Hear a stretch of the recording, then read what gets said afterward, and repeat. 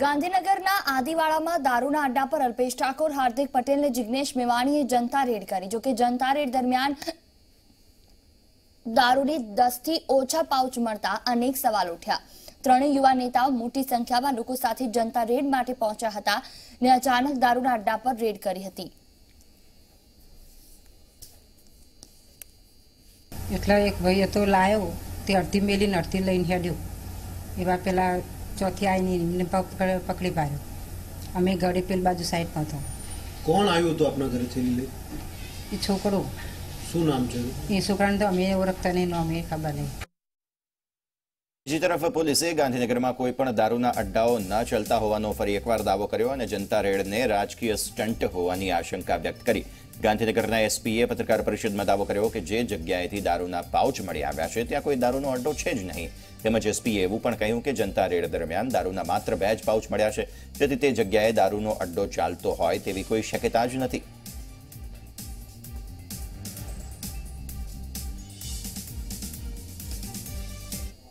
સંપૂર્ણ રીતે એની સર્ચ કરવામાં આવી અને ખરેખર ઘરમાંથી દારૂ ગાળવાનું યા બનાવવાનું કોઈ પણ પ્રકારનો જે છે એકની સામાન મળ્યો નથી। ખરેખર આનું જે એક કહેવાનું હતો કે દારૂનો એક સ્ટેન્ડ ચાલે છે એ ખરેખર વાત બરાબર છે નહીં।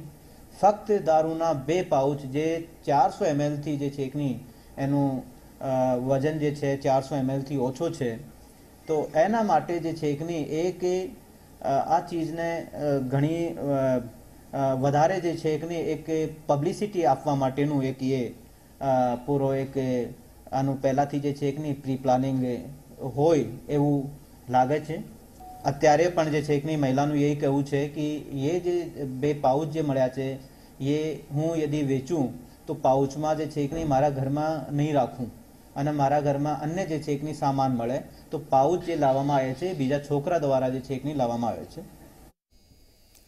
ગાંધીનગરમાં હાર્દિક, અલ્પેશ અને મેવાણીની આગેવાનીમાં દારૂના અડ્ડા પર પડેલી જનતા રેડને લઈ ગાંધીનગર એસપી અને મેવાણી આમને સામને આવી ગયા। ગાંધીનગરના એસપી વિરેન્દ્ર યાદવે આ જનતા રેડને રાજકીય સ્ટન્ટ ગણાવ્યો, તો બીજી તરફ મેવાણી આક્રમક અંદાજમાં ઝી 24 કલાકના માધ્યમથી વિરેન્દ્ર યાદવને પડકાર ફેંક્યો કે જો તેમનામાં હિંમત હોય તો તેઓ કહે કે મારી જવાબદારી હેઠળના વિસ્તારમાં દારૂ નથી વેચાતો।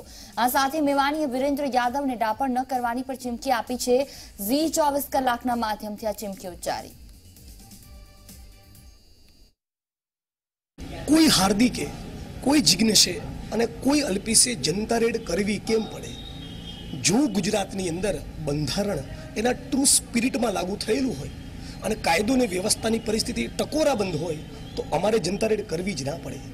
આજે ગાંધીનગરના એસપીની કચેરીથી 100 મીટરના અંતરે અમે દારૂ પકડ્યો છે અને આ એસપી છડેચોક બેશરમીપૂર્વક એવું કહે છે કે દારૂ નથી।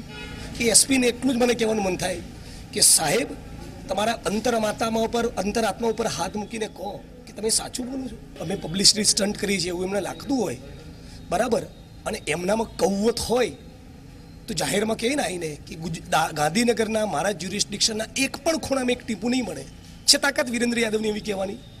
એમને કીધું સાહેબ બહુ ડાપણ ના કરો। તો ગાંધીનગરના આદિવાડા વિસ્તારમાં જનતા રેડ કરવા ગયેલા અલ્પેશ ઠાકોર અને હાર્દિક પટેલની ગાડીને ટ્રાફિક પોલીસે રસ્તામાં અટકાવી। કારમાં બ્લેક ફિલ્મ લગાવાયેલી હોવાના કારણે અને નંબર પ્લેટ નહીં હોવાના કારણે પોલીસે આ કારને અટકાવી। આ દરમિયાન અલ્પેશ અને હાર્દિકના સાથીદારો અને પોલીસ વચ્ચે સીધું ઘર્ષણ પણ થયું હતું।